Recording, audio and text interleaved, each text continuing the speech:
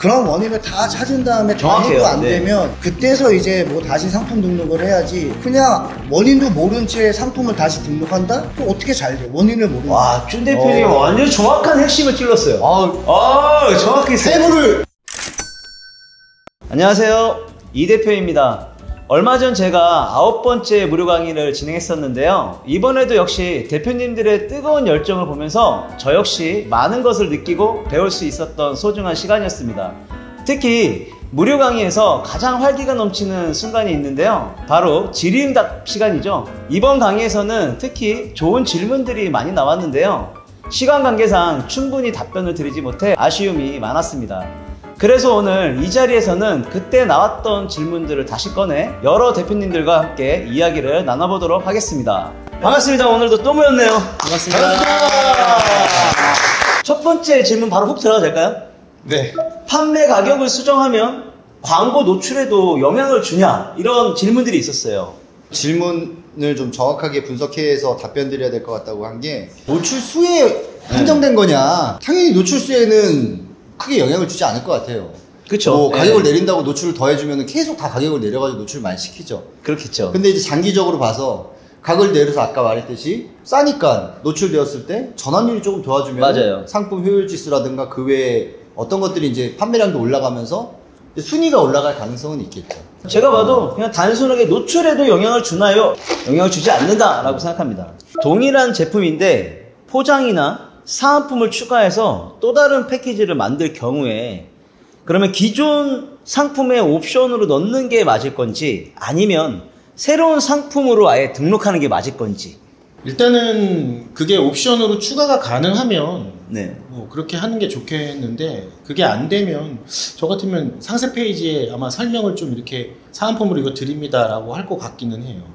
이게 좀 상황에 따라 다를 수도 네. 있을 것 같아요. 왜냐면 나는 운동화를 팔고 있는데 동일한 운동화 팔고 있는 사람이 있을 거잖아요. 그래서 가격 경쟁이 자꾸 무한으로 되니까 옵션을 하나 뭔가를, 사은품을 뭔가 하나 껴서 운동화 지우개를 하나 껴서 패키지를 만들어가지고 이렇게 해서 나는 어필하고 싶어서 이렇게 물어보지 않았을까라는 생각이 들어요. 만약에 이런 경우라면 그냥 새로운 상품을 등록하는 게 더 맞을 수도 있지 않을까요?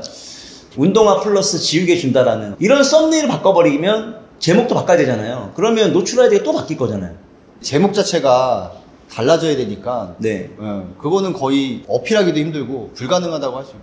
제목은 운동화인데 운동화 플러스 뭐 운동화 네. 파우치 이걸 할 수가 없으니까 알려줄 수가 되게 없잖아요. 어렵고 저희도 안 해봐서 좀 애매하긴 한데요. 이걸 안 해봐. 아니면 그냥 옵션 하나 추가하는 것도 하고 새로운 상품도 등록하고 그렇죠. 뭐 그렇게 두 가지를 병행하는 게 오히려 정확한 데이터를 우리가 받을 수 있지 않을까요? 그렇죠. 저희가 좋아하는 A/B 테스트를 한번 해보는 A/B 테스트 거죠. 한번 해보는 거예요.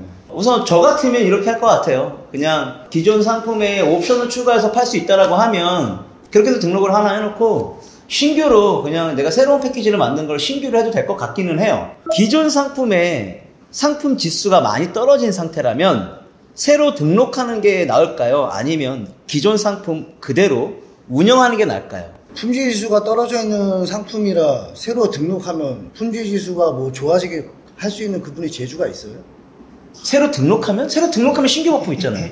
근데 그렇게 간단하게 얘기하면 뭐 신규 버프 있으면 뭐 다 새로 등록하지, 지수가 안 좋으면. 아니, 둘 중에 하나 선택하라고요, 아저씨. 둘 중에 하나. 제가 좀 정리를 좀 해봐도 될까요? 네. 이건 제 경험인데 먹힌 애들 있고 안 먹힌 애들 있어요. 근데 네. 전체적인 통계를 봤을 때 지수가 떨어진 애들은 살리기가 매우 힘들다. 그래서 광고비를 쓰더라도 살아나더라도 시간이 좀 많이 걸리고 그쵸? 비용도 많이 들고. 그쵸? 그래서 요거는 어떻게 보면 약간 편법인데 사업자가 하나 더 있으시면 하나를 더 내서 신규 등록을 하시고 네. 거기다가 리뷰가 아까우면 거기다 매칭을 해가지고 리뷰 매칭을 해서 가져온다. 네. 그 방법이 사실 현실적으로는 가장 낫지 않을까? 들어보면 네. 가능한 전략이기도 해요. 네. 정확하게 제가 한 달 전에 이런 경우가 있었어요. 작년에 잘 팔던 게 네. 뭐 문제로 인해서 뭐 정지 먹고 이래서 그 상품이 날아갔었거든요. 근데 항상 저는 습관적으로 상품의 순위를 계속 추적하고 관찰하기 때문에 정확하게 얘가 순위에 없다는 걸 알고 있었고, 얘를 다시 살리는 게 물론 리뷰 쌓은 건 굉장히 아까워요. 아깝죠. 근데 그거를 다시 하려고 하니까 오히려 이걸 1000위쯤에 있는 걸 다시 1등으로 끌어올리는 것보다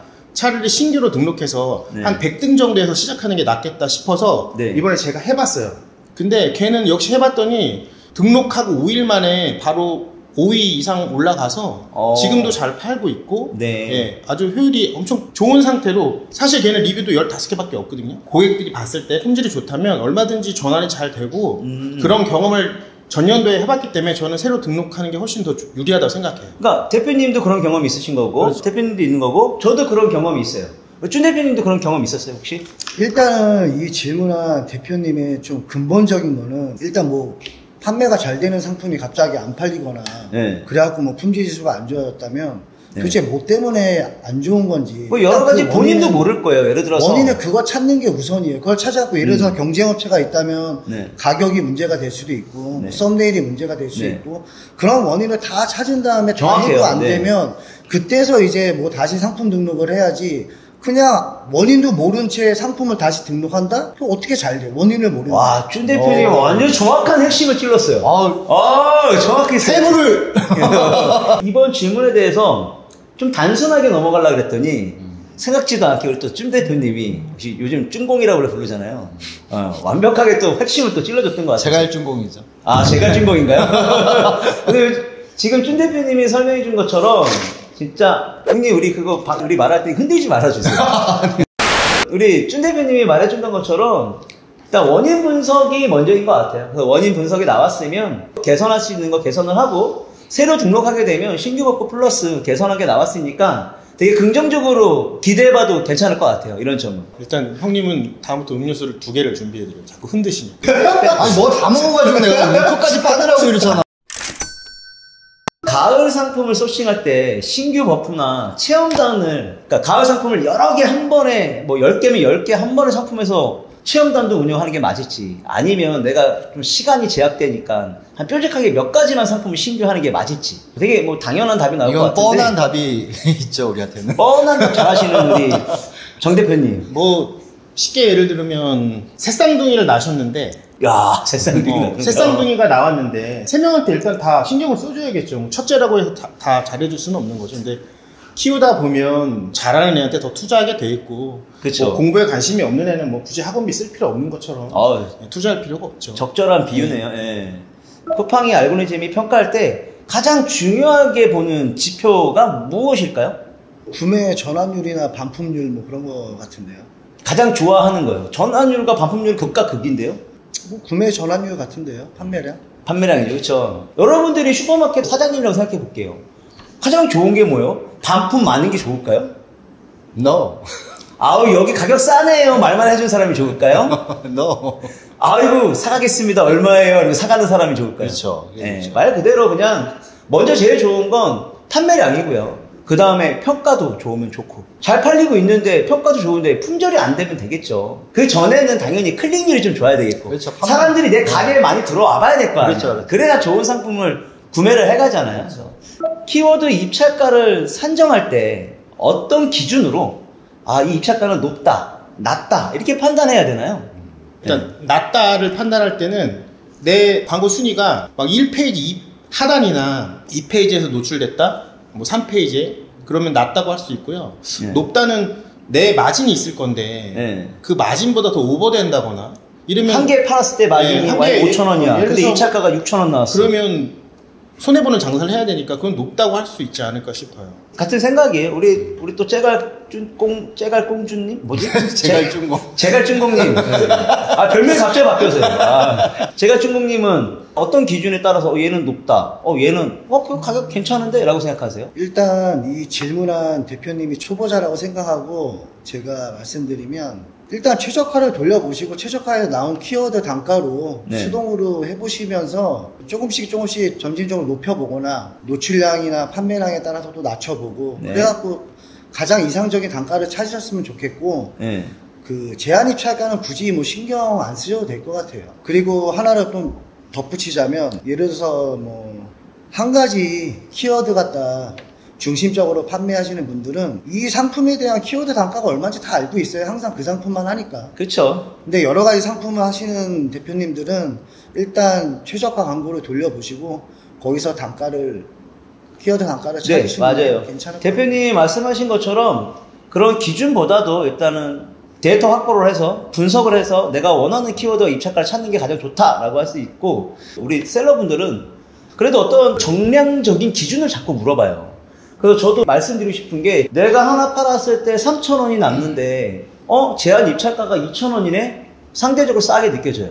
내가 근데 하나 파는데 3,000원 남는데 제한 입찰가가 6,000원이네? 이러면 상대적으로 비싸다고 느껴지긴 하거든요. 그렇죠. 그래서 저는 제 취향에 맞춰서 그냥 어떤 상품에 맞춰서 높아도 그냥 공격적으로 할 때도 있고요. 근데 어떤 상품은 야, 얘는 내가 봐도 좀 깨질 것 같아. 그러면 좀 더 제한 입찰가보다 더 낮은 금액으로 내가 하기도 하죠. 그러니까 이게 높다 낮다를 갖다가 왜 궁금해 하시는지 사실은 잘 모르겠어요. 중간을 찾으려시고 싶은 마음에 이거를 맞아요. 질문을 하시는 것 같은데. 네. 근데 네.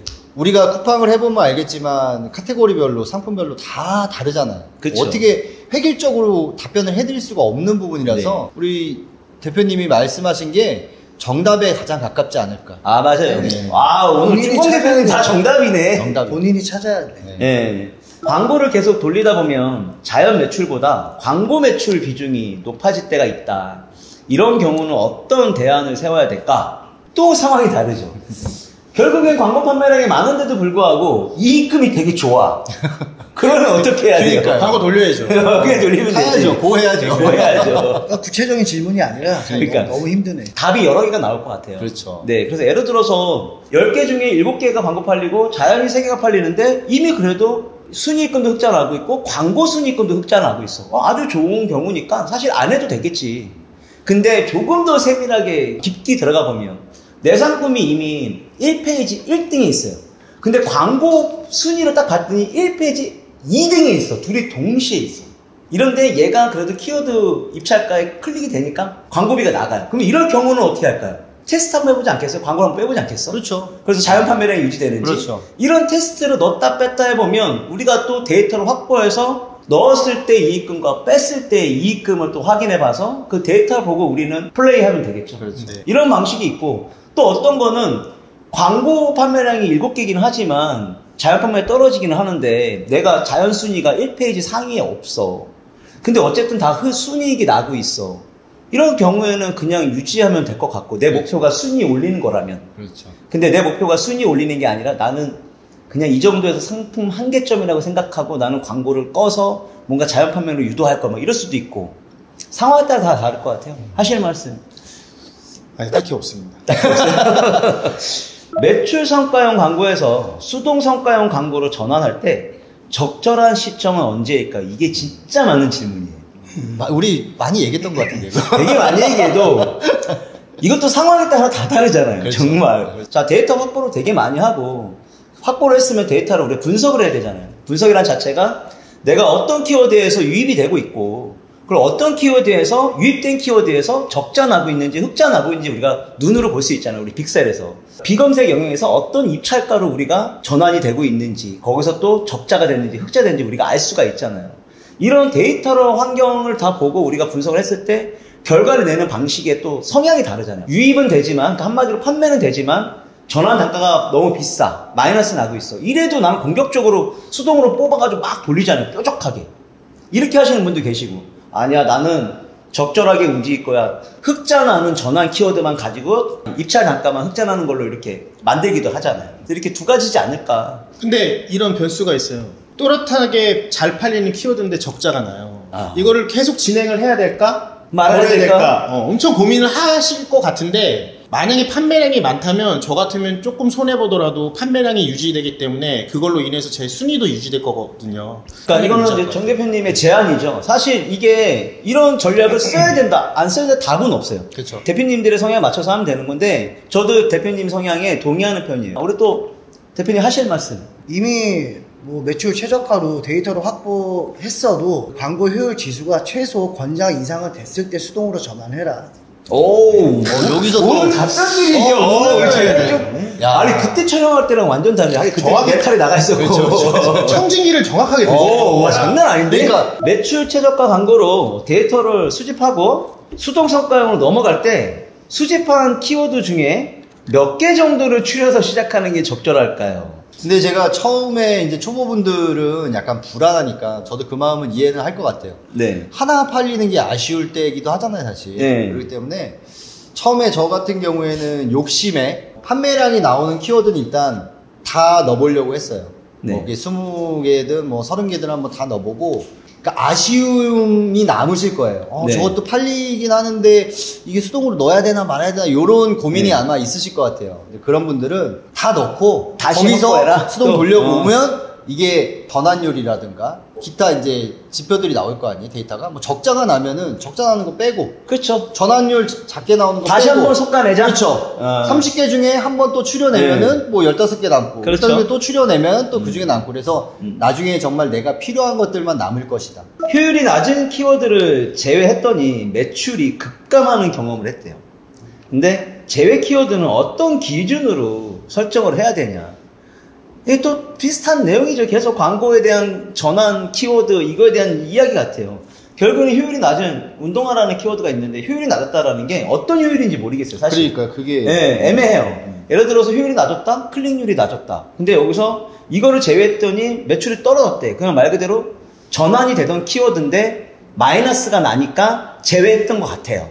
그러니까 수량이 떨어지니까 노출 수율도 떨어지고 자연 판매량이 당연히 떨어지겠죠? 그래서 정 대표님이 말씀해 주셨던 것처럼 내가 조금 더 마이너스 나도 투자라고 생각하고 이 키워드는 가져가서 운영을 해야지만 우리가 그 순위를 버틸 수 있는 판매량이 나온다 라는 거겠죠? 대표적인 상품을 제가 경험을 했죠. 우산. 우산. 이라는 키워드가 우산 키워드 진짜 네, 힘들죠. 장난 아니잖아요. 엄청 장난 아니에요. 네, 그리고 뭐 어쨌든 최저가 돌리면은 입찰가도 높게 책정이 되고 시즌에는 수량은 나와요. 네. 근데 무조건 마이너스입니다. 네. 그쵸. 그 키워드 우산을 뺐다?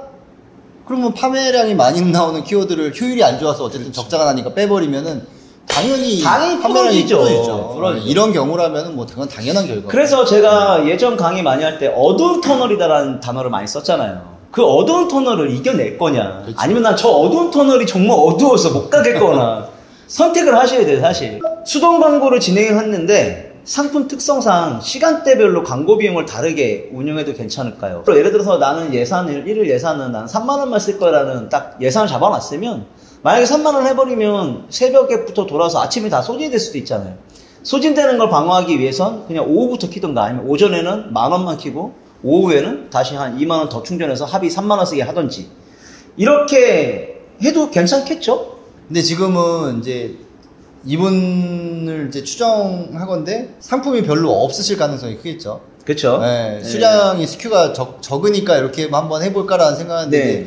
스큐가 늘어나고 그러면 이거는 거의 저는 불가능하다고 보거든요. 맞아요. 네. 이게 이제 시간대별로 운영하는 게 사실 저런 건 있어요. 제가 이게 방송에 나가도 될지 모르겠지만 쿠팡 본사 담당자의 확실히 저녁 8시부터 새벽 1시까지의 전환율이 굉장히 좋습니다.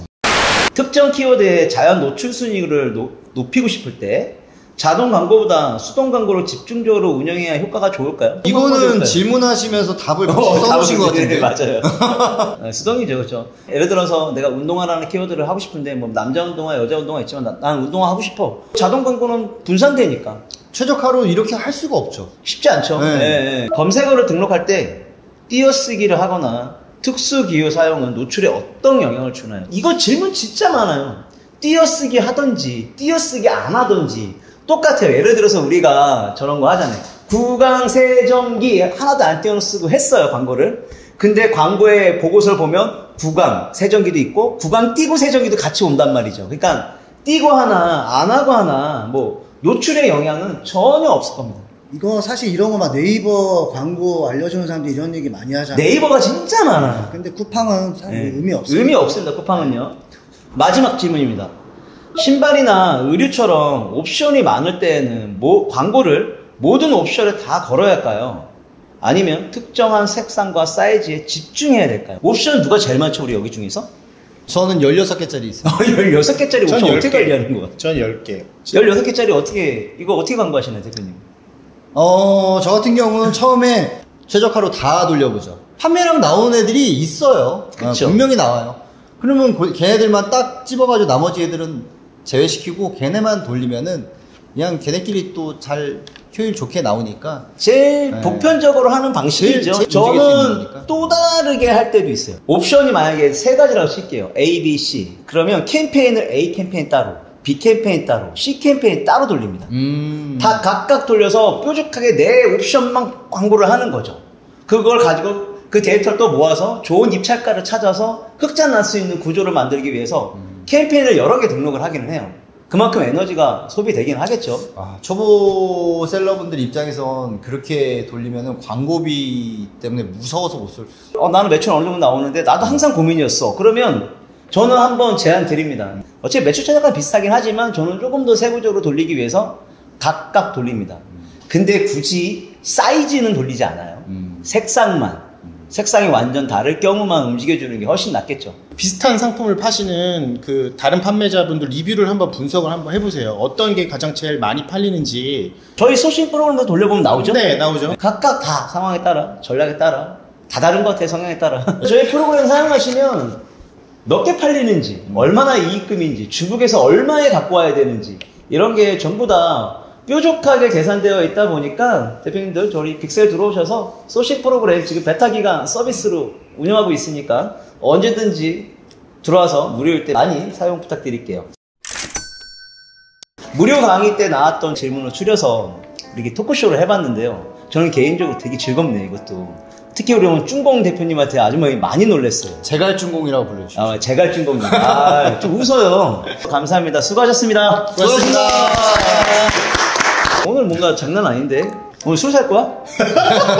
자, 하나 더 질문 가겠습니다. 대답을 듣고 가. 술 살 거냐고 했는데 대답을 안 했는데. 대답을 안 했네. 어제 2차 내가 쌌잖아. 1차 내가 더 많이 샀어. 여기 사야지.